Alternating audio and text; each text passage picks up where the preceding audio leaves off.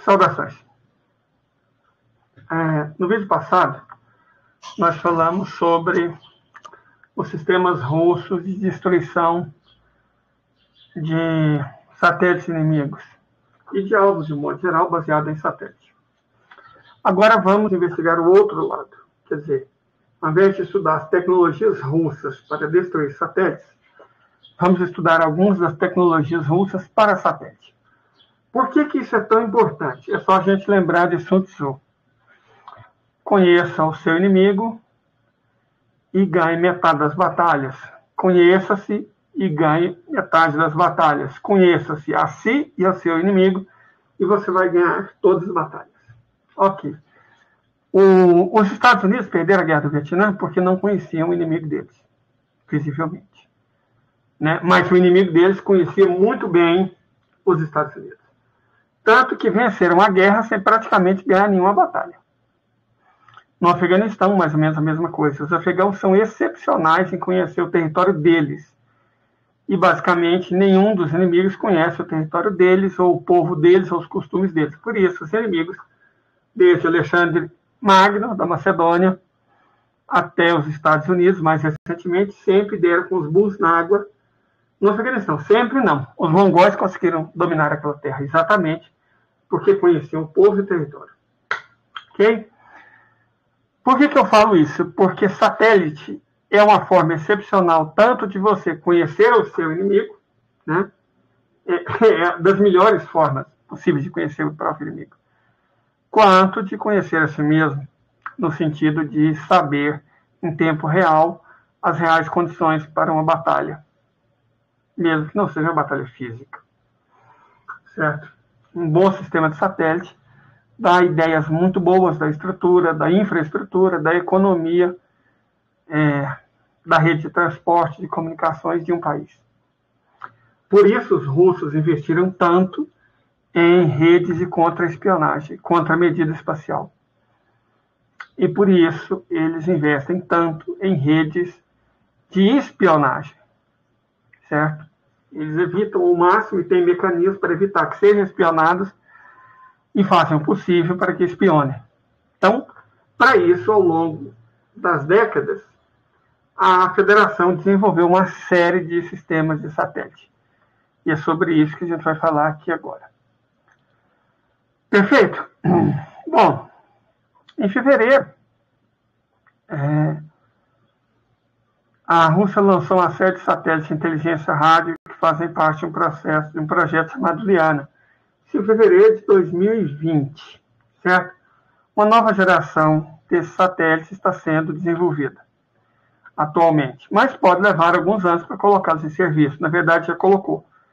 Os russos estavam indo muito devagar até 2020, mas depois, quando sentiram o bafo da mãe guerra chegando no cangote deles, eles avançaram enormemente os projetos de uso militar que eles tinham, e alguns vinham enrolando às vezes décadas. Mas vamos saber alguns termos técnicos. A inteligência de sinais, SIGINT, é uma das formas básicas da inteligência, além da inteligência de imagem, AIMINT, e da inteligência humana, UMINT. Então, são três formas de inteligência. Inteligência de sinais, SIGINT, inteligência humana, AIMINT, e inteligência humana, UMINT, inteligência de imagem, AIMINT. Ok. A inteligência de comunicação, COMINT, pode ser dividida também em formas de inteligência eletrônica, ELINT. O ELINT envolve a interceptação de sinais de comunicação. E os principais alvos primários são os radares, ou seja, impedir que os radares transmitam informações.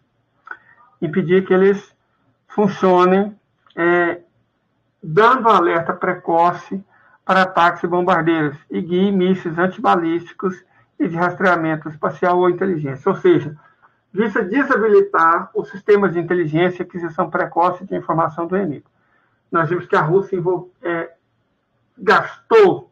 envolveu-se muito em redes de aquisição de informação. Certo? Ao saber da importância dessas redes de aquisição de informação, evidentemente, ela começou a buscar meios para controlar ou neutralizar esses meios do inimigo, certo? A ideia é essa. Neutralizar meios do inimigo, porque ela sabe o tanto que são importantes. Adotando, principalmente, ataque direto ou contramedida eletrônica. Na terminologia russa, SIGINT é chamado de reconhecimento radioeletrônico, RER, e comumente é conhecido como inteligência de rádio, RR. No início dos anos 1960, a União Soviética começou a lançar veículos de reconhecimento em seus satélites. O primeiro satélite foi russo, né, Sputnik, em 1959, certo? Então ele começou a lançar sistemas de reconhecimento fotográfico. E no fim dos anos 60, antes de completar 10 anos do lançamento do primeiro satélite, Sputnik, a União Soviética introduziu uma série de satélites de reconhecimento rádio dedicados. O Tselina 0, que voou de 67 em 1982, e explorou o terreno eletrônico para coletar e atualizar dados eletrônicos de ordem de batalha, certo? E outro satélite, o Tselina D, voou de 1970 a 1992 e determinava a localização exata e as características das fontes descobertas. Entenderam a lógica? O Tselina O identificava a fonte dos sinais e o Tselina D localizava e dava as características do que quer que fosse que o Tselina O tivesse descoberto. Inventaram um satélite aprimorado, o Tselina 2, que voou entre 1984 e 2004, que combinava as funções de visão de terreno e aquisição de informações dos outros dois predecessores. E também era capaz de enviar dados para a Terra por meio de satélite de retransmissão geoestacionários. Então, o satélite adquiria informação e enviava para um satélite geoestacionário que mandava para a estação em terra. Os satélites Tselina parecem ter sido usados quase exclusivamente para sistemas de radar estrangeiros Elite, e foi testado como uma espécie de subsérie chamada Tselina R, no qual foram feitos 4 lançamentos entre 86 e 1993. Acredita-se que os satélites Tselina observavam alvos terrestres e oceânicos, mas isso não impediu a União Soviética de desenvolver um sistema de satélite separado para reconhecimento oceânico, chamado Legend, que incluía 2 satélites. Porque, como a gente sabe, o inimigo da União Soviética e dos russos são aquele país entre o México e o Canadá.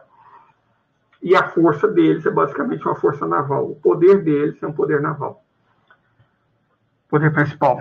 Então, era um satélite de reconhecimento eletrônico chamado USP-PM, ficou no ar entre 74 e 2006, e o outro é um satélite de reconhecimento de radar movido a energia nuclear.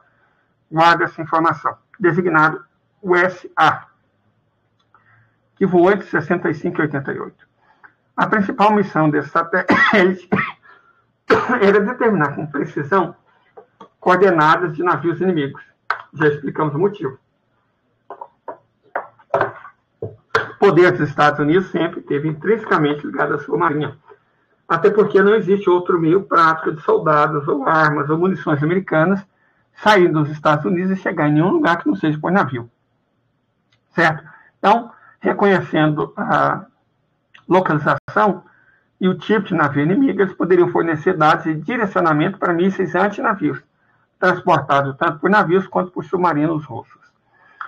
Os participantes desse projeto foram a KB Yuzhnoye, de Dnepropetrovsk, na época a Ucrânia fazia parte da União Soviética, e essa era a empresa fabricante dos satélites Tselina. A União Soviética tinha na Ucrânia uma de suas repúblicas mais ricas e desenvolvidas. E 2 empresas russas, a KB Arsenal, em Leningrado, e a ST Lodz Elite, que ficava em Moscou. Na década de 1980, começou um trabalho com o sistema SIGINT, de uma nova geração, que consistiria em 2 constelações separadas.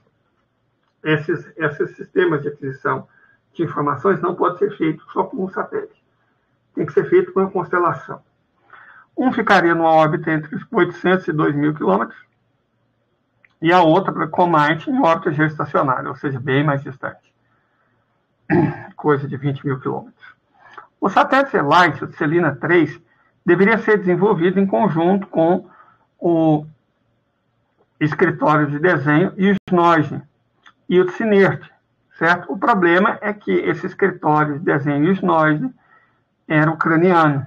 E aí, bom, isso acabou não dando certo, né?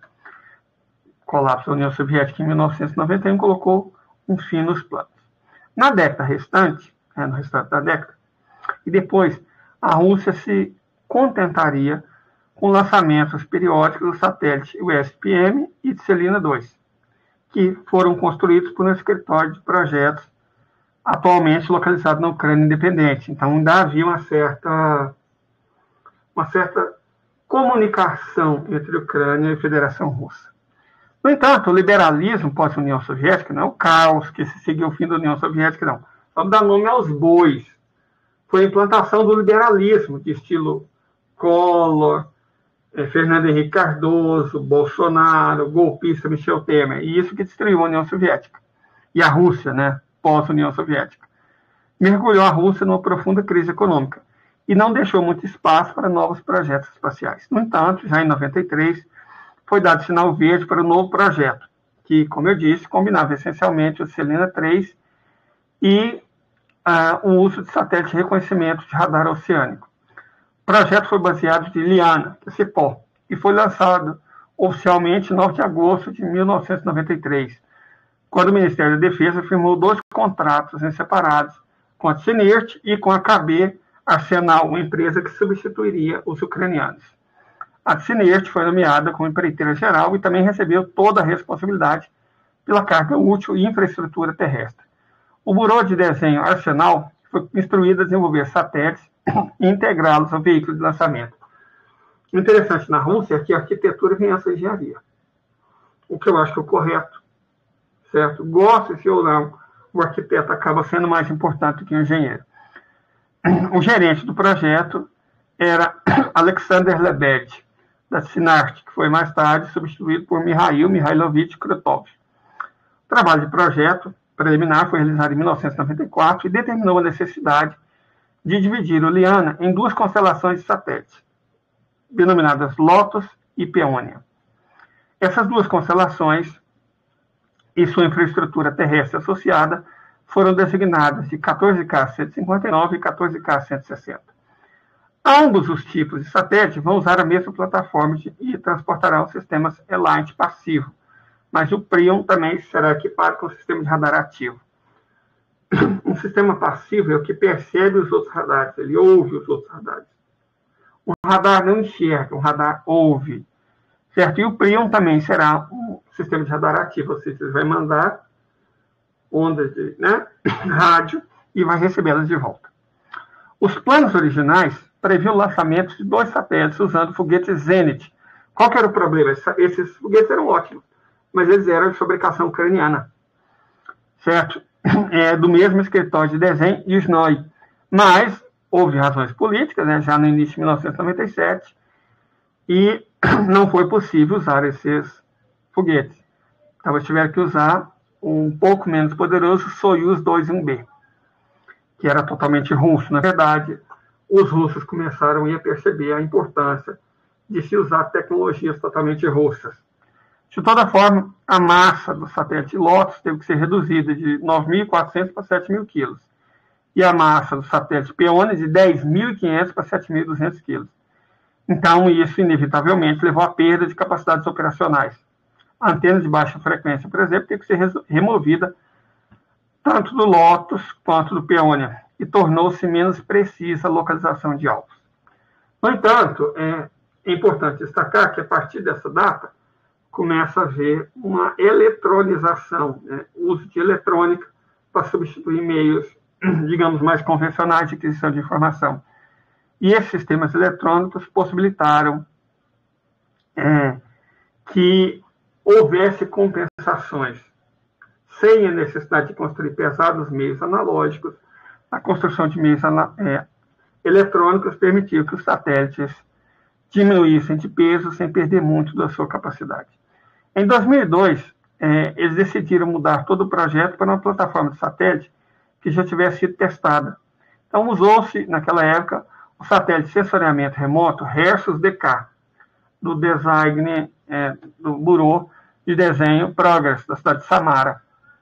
Esse satélite, por sua vez, remonta aos primeiros satélites de reconhecimento óptico digital soviético. Apesar de mudança de plataforma, os satélites continuaram compatíveis com o veículo lançamento 21B e também foi desenvolvido pela escritório de desenho Progress. A KB Arsenal e a Progress assinaram um contrato para adaptar a plataforma em 24 de abril de 2002, mas o projeto foi finalizado antes de 2006. Em um dos artigos da CNERT, o Liana foi descrito como sistema operado no interesse de dois clientes, com Lotus e Peonia desempenhando funções sobrepostas. Esses dois clientes finais, evidentemente, são provavelmente, mas difícil é diferente, a Marinha Russa e o Departamento de Inteligência Estrangeira do Ministério das Forças Armadas. É uma espécie de CIA russa. Ok? Crê-se que esses dois departamentos da CIA russa foram responsáveis pela inteligência espacial, desempenhando, como eu disse, mais ou menos o mesmo papel que a CIA desempenha nos Estados Unidos. O papel da GU no sistema Liana é confirmado pela história do CNERT, publicado em 2008, que observa uma estreita cooperação do Instituto no projeto Liana, tanto com a Marinha, quanto com o chamado Centro de Informações Militares e Técnicas, ou seja, com o GEU, também conhecido como vários outros nomes, Unidade Militar 54023, Centro de Inteligência Espacial, Objetos T500, mas é a sede do Departamento de Inteligência de Satélites na GU de Moscou. Não se sabe exatamente quais funções foram distribuídas entre os dois tipos de satélite, mas existem indicações fortes que o Lotus foi originalmente concebido como substituto de Selena 2, que operava normalmente para a GU, enquanto o Peonia deveria combinar as funções anteriormente realizadas pelos satélites Legend US, P e USA, que atendiam sobretudo às necessidades da Marinha. Mas há evidências inconfundíveis de que o Lotus também realizava missões sargentes de interesse da Marinha. Como o Peonia ficou no chão até há pouco tempo, essa provavelmente era a principal função.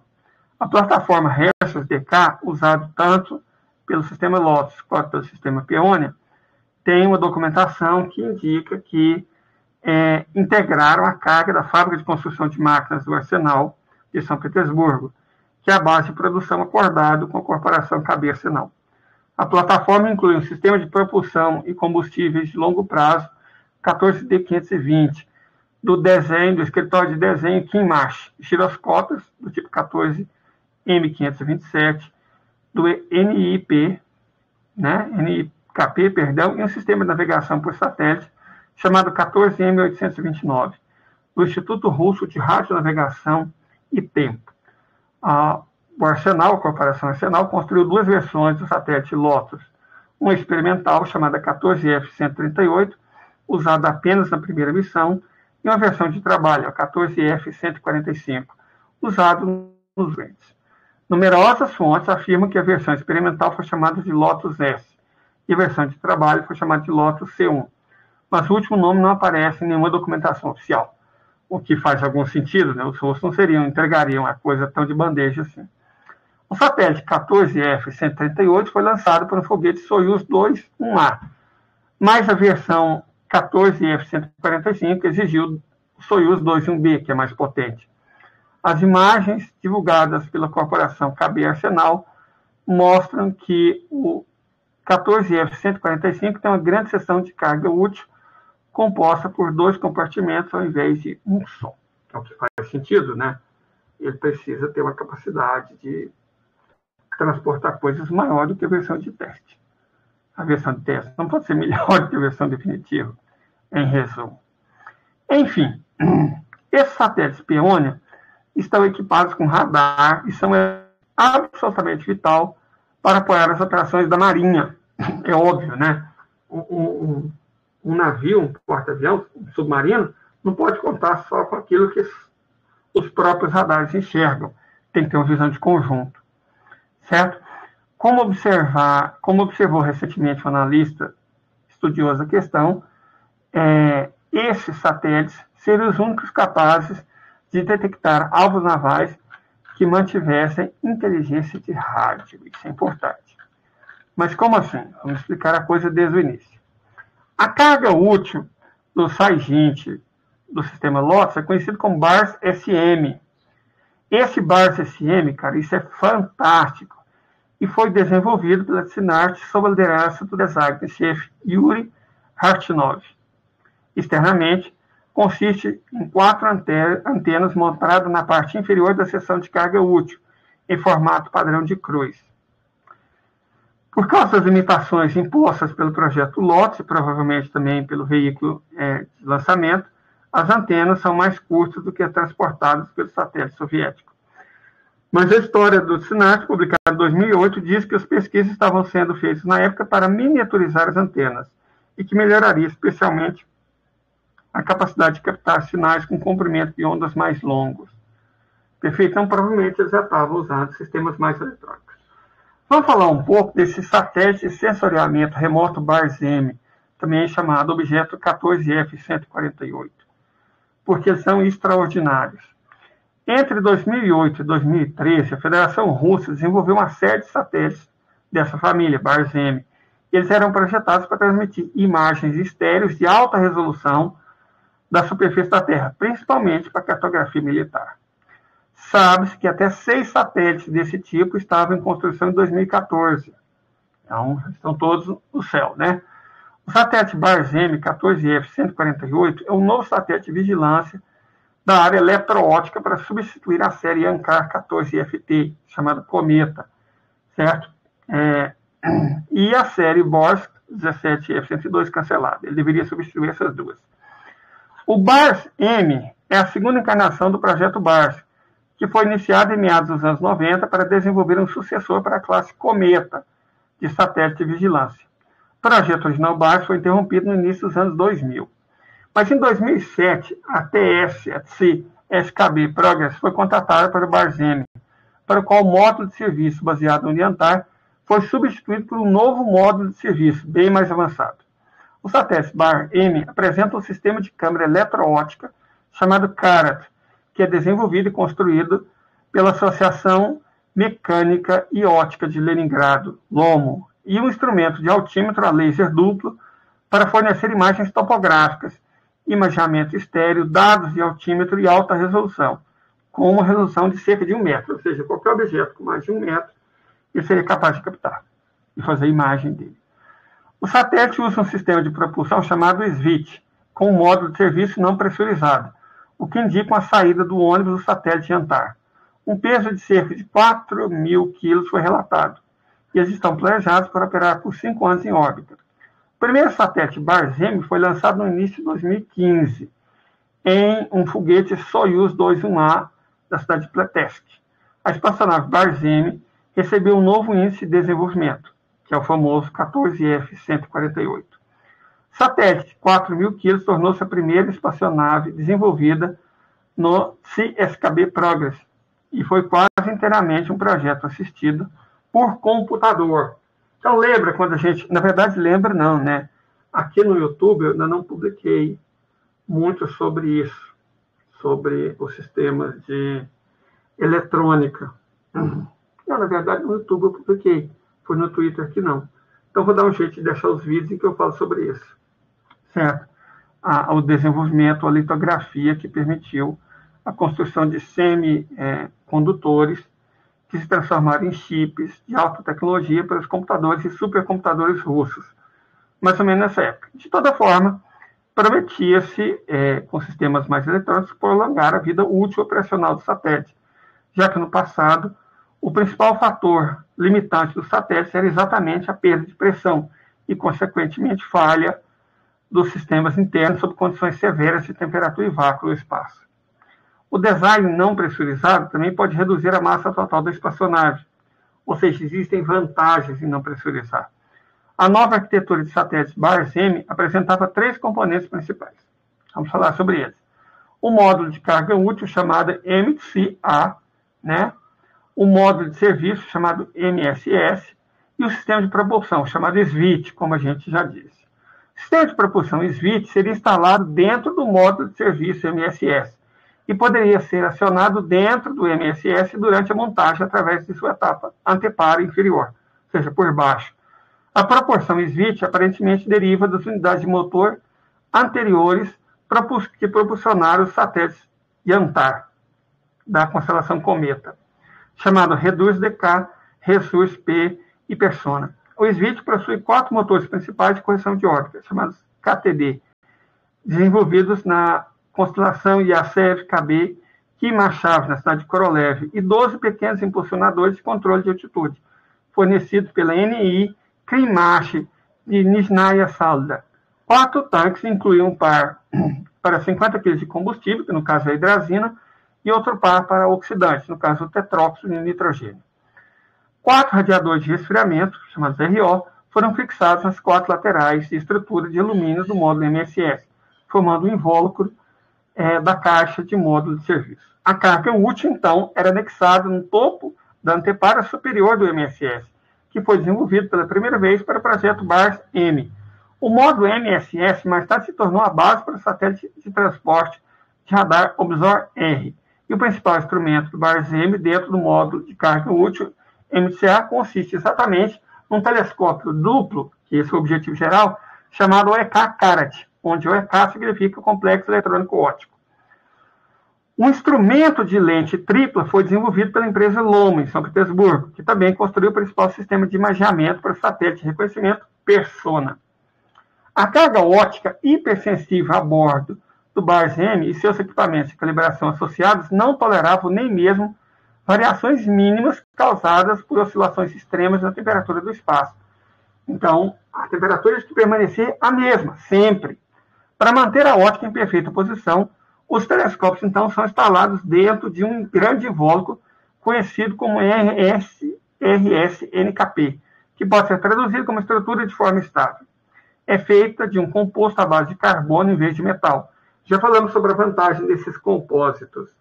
Provavelmente são parecidos com aqueles do OVNI, que as aeronaves inferiores dos Estados Unidos e do Canadá derrubaram, né? Mas, às vezes, eu falo, gente, que não é OVNI, assim. É OVNI, claro, porque não se sabe o que é, mas não é alienígena, porque um alienígena não teria uma estrutura para viajar, sabe-se lá quantos anos-luz através do espaço e ser derrubado por um ridículo F-22, né? Vamos falar sério aqui. Então, bom, o novo material promete manter sua forma exata, ou seja, não tem dilatação, mesmo nas condições mais extremas da órbita terrestre. As temperaturas em algumas altitudes podem chegar a 1000 graus, em outras a 100 graus abaixo de zero. Durante os testes de solo, esse gabinete, que fornece um ambiente totalmente livre de qualquer poeira, foi instalado ao redor do módulo, antes que as persianas do telescópio pudessem ser abertas para teste por pessoal vestido com equipamento de proteção especial. Juntamente com um par de telescópios, o gabinete RS-NKP carrega 2 emissores de laser. Presta atenção nessa informação. Amanhã ela vai ser útil. Calibradores e localizadores de alcance também a laser, refletores de espelhos e sensores de controle de altitude. Até 6 satélites foram construídos, com 2 satélites saindo da linha de produção de Samara a cada ano. A SKB Progress planeja SKB Progress, que é o nome da letra russa para TS, tem uma letra específica em russo. E estima-se que eles gastaram 4,5 bilhões de rublos para modernizar as instalações por objeto, coisa de uns 3 bilhões de reais, certo? Mas os russos têm coisa muito melhor para mostrar para os outros. Que coisa é essa melhor que os russos têm para mostrar? Bom, gente, os russos deixaram subentendido que esse satélite é movido a baterias de íons lítio e painéis solares. Mas eu honestamente acredito que eles estão mentindo. Por que eu acredito que eles estão mentindo? Porque havia um satélite no passado, deixa eu ver se eu acho o nome dele aqui, como é que ele chamava? O USA, certo? O USA. Vamos falar um pouco desse satélite USA.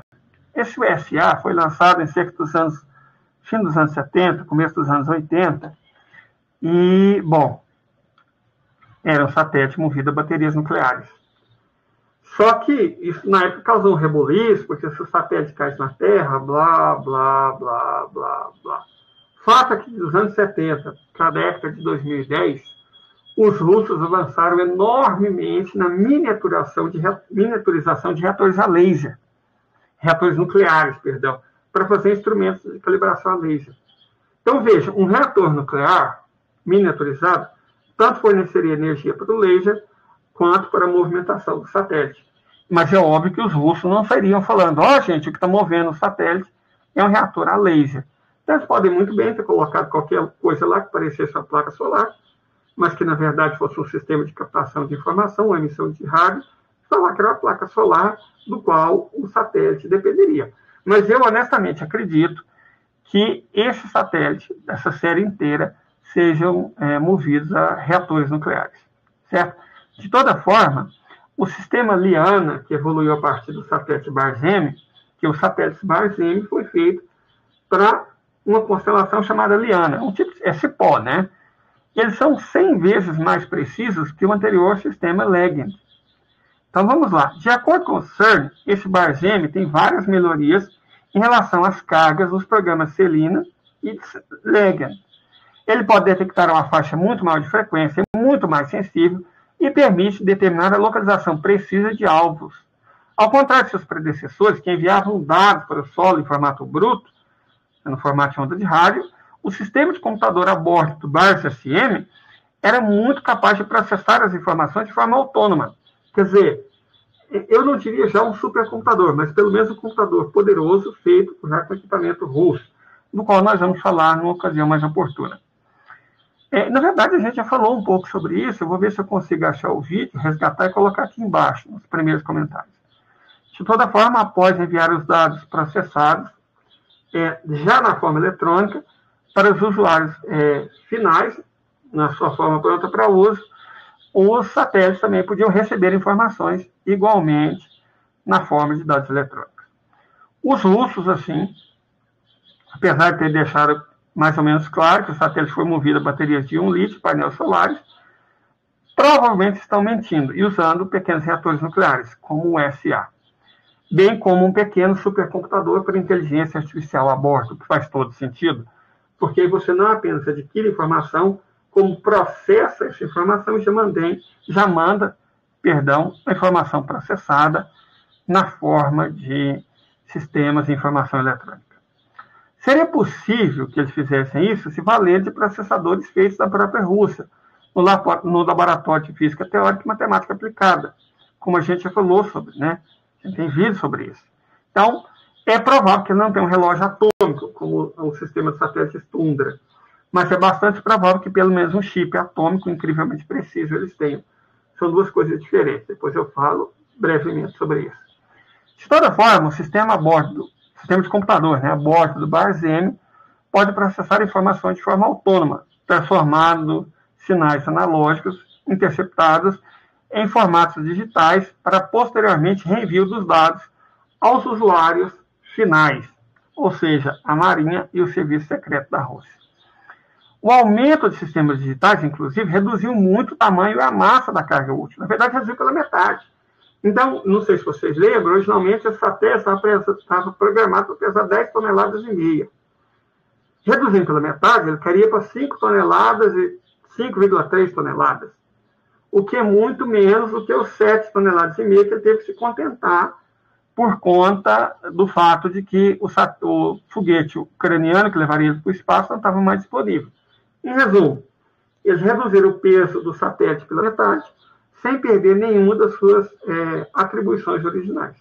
Perfeito? Então, eles compensaram via miniaturização eletrônica aquilo que tiveram que perder analogicamente. O aumento desses sistemas digitais representa não só uma redução da carga útil, como um aumento da eficiência do trabalho desse satélite.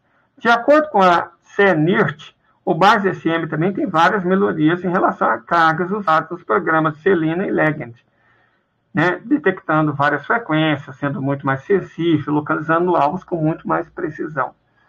Os dados são transmitidos para a Terra como? Usando um sistema chamado 14P128, também chamado Tracom-MT e BAPI, que são fornecidos pela corporação OKB-MP, que podem operar em 4 canais diferentes, conhecidos como tratados, um dos quais é para uso de satélites retransmissores em dados de órbita geoestacionária, ou seja, manda 3 canais de informação para a Terra e um para o satélite em órbita geoestacionária.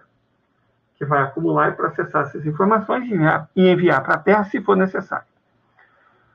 Bom, o satélite Peônia NKS, o 14F-139, tem uma carga útil muito mais complexa, chamada 14V-121 ou Muson-LS.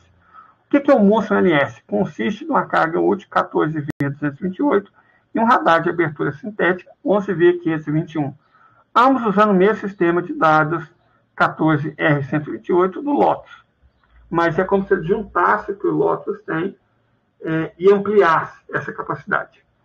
Para vocês terem uma ideia, uma tese de doutorado viu a importância de investir na ciência, com todo o respeito aos membros do mundo glorioso do agronegócio, não é plantando soja nem criando boi para matar que se desenvolve sistemas como esse.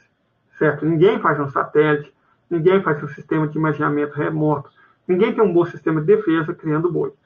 Né? Vamos ser honestos aqui. O agronegócio é atraso. Perfeito? Infelizmente, eu sei que isso pode doer em algumas pessoas, mas o fato é que o agro não é pop. O agro é atraso.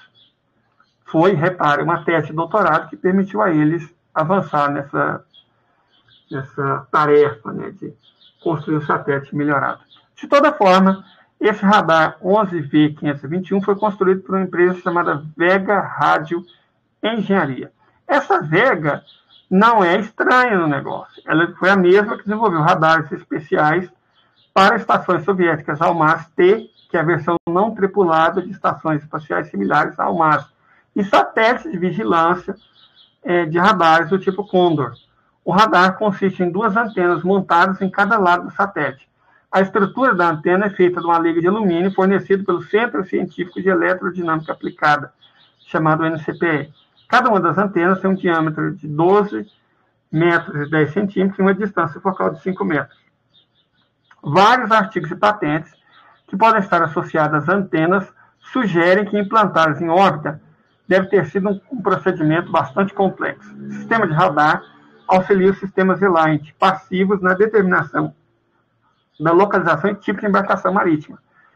Vocês devem se lembrar que nas vezes anteriores que eu falei de sistema de satélite russo, principalmente o sistema Kupol, feito com satélites Tundra, eles localizavam qualquer coisa maior que uma pomba, mas desde que emitisse rádio ou qualquer sinal eletrônico.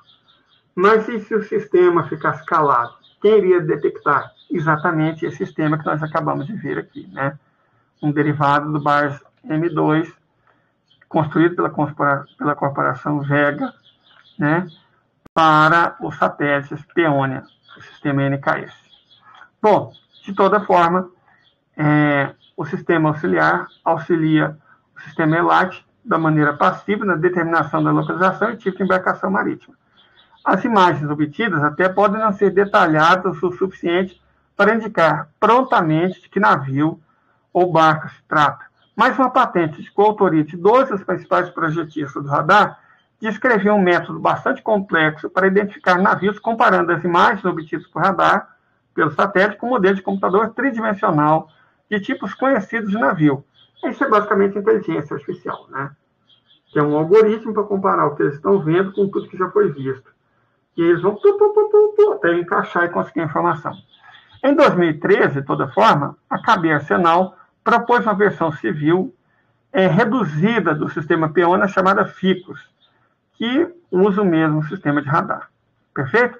Os satélites Peônia, de toda forma, são equipados com radares, repito, ativos e passivos, e isso é fundamental para todas as operações da Marinha Russa. Por exemplo, como observou recentemente um analista conhecido, somente eles seriam capazes de detectar alvos navais que mantivessem o silêncio do rádio, não só navios, como também submarinos. Agora, vejam só, isso nós estamos falando de informações do ano de 2014. De lá para cá, a ciência na Rússia, tanto em laser, quanto em eletrônica, informática e inteligência artificial, avançaram enormemente. Então, certamente, as novas versões desses satélites incorporaram tecnologias que antes os nossos irmãos russos não possuíam. E, evidentemente, a incorporação dessas novas tecnologias teve um efeito muito importante na construção de armas que, fossem, de fato, úteis para os novos inimigos que a Federação Russa tem. Embora eu estou falando mais por piedade, porque de 2014 para cá, os americanos não desenvolveram nenhuma tecnologia realmente empolgante, né? Os russos avançaram, os americanos não. A OTAN não avançou, não. Qual nova tecnologia de 2014 para cá os americanos desenvolveram? Importante, significativa, do ponto de vista do uso da Marinha. Eu, honestamente, não vi nenhuma, certo? Não vi, não acredito, talvez até tenha, mas é pouco provável, porque a lógica do sistema capitalista é você fazer propaganda daquilo que tem, diferente dos russos. Então, se os americanos não fizerem nenhuma propaganda ufanista de novas tecnologias, é porque eles não a têm. Na verdade, eu me lembro que, esses dias para trás, eu até fiz um vídeo sobre isso, os americanos lançaram o primeiro protótipo de míssil hipersônico. Gente, é um protótipo. Um protótipo. E ele nem era hipersônico, porque parece que ele fazia 5.000 km por hora. Para ser hipersônico, tem que fazer mais 6.000. Então, é um mísselzinho à toa, que está muito longe de ser um quinjal, que opera em velocidade de 10 vezes a velocidade do som. Certo? Então, 5 vezes a velocidade do som, vamos falar sério, né? Não assusta ninguém. Ainda é um projeto, um protótipo. Até se transformar numa arma operacional, vai levar um tempo que os Estados Unidos não têm. Por quê? O tempo todo, os americanos passaram desenvolvendo armas e comprando coisas caras para enfrentar países pequenos sem capacidade de se defender. Eles não estavam realmente preparados para enfrentar uma superpotência militar. Então, eles perderam 8 anos que vão custar caro. Vão custar caro. E, para encerrar a transmissão, eu queria falar exatamente sobre isso. O mundo não está longe de um conflito de cogumelos. Certo? Hoje à noite, a gente vai falar sobre isso, às 20h30, que é exatamente essas tecnologias e recentes incidentes que mostram que os dois lados estão se preparando para o conflito de cogumelos, testando umas defesas do outro. O Oeste Coletivo testou as tecnologias dos aliados no Irã, porque o Irã usa basicamente tecnologias russas. Por isso, os curdos israelenses, né, mandaram ataques de drones lá, falharam em 7 e tiveram sorte no 8º, porque não foi o drone que atingiu o depósito de munição em Sarraf. Não. O que aconteceu foi que, ao abater o drone, os drones caíram e atravessaram o telhado. Aí o regaço foi feito, que era um depósito de munição, né? Então, o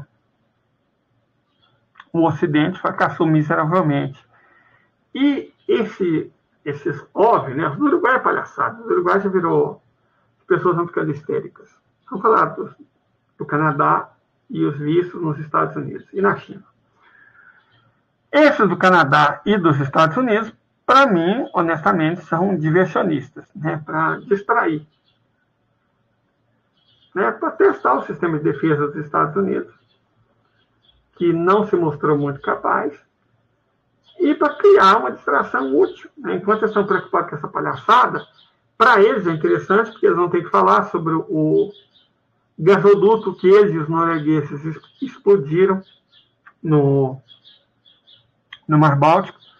Nós vamos passar a opinião e comentar a opinião do Pepe Escobar sobre isso, que eu acho sensata, para dizer a verdade. Eu só não gosto do Pepe quando ele fala do Brasil. É um lugar que ele definitivamente não entende. Certo? Um lugar que definitivamente ele não entende mais. Ficou tanto tempo lá fora, analisando Eurásia, que ele não tem muita capacidade analítica de falar sobre o Brasil. Mas do que ele entende, do que ele sabe mesmo, ele é sempre um observador pertinente e que a gente tem que levar em consideração. Então, ele trata dessa questão da iminência de um conflito total de cogumelos. Não está muito longe, infelizmente. De toda forma, mais à noite, tudo dando certo, na graça de Deus Pai, a gente volta para falar sobre isso. Até mais, gente. Ósculo do Gordo.